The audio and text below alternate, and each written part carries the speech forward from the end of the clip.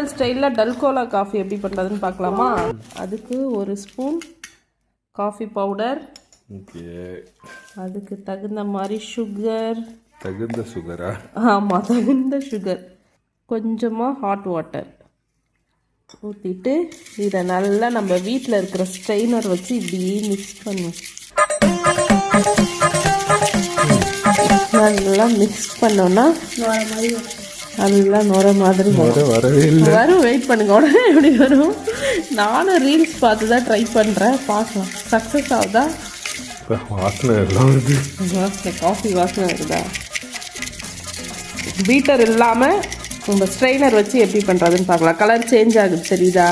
ஆமாம், லைட்டாக சேஞ்ச் ஆகிட்டே வருதா. இப்போ ஒரு 2 minutes mix பண்ணியிருப்போமா?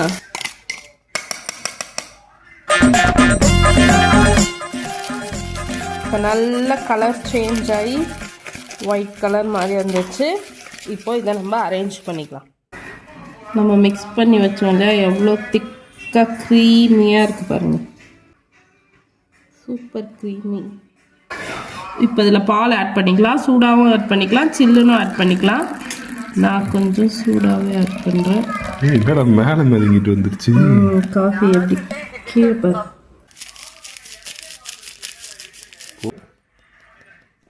Hotel style dalgona coffee குடிச்சிருவோம். வாவ்.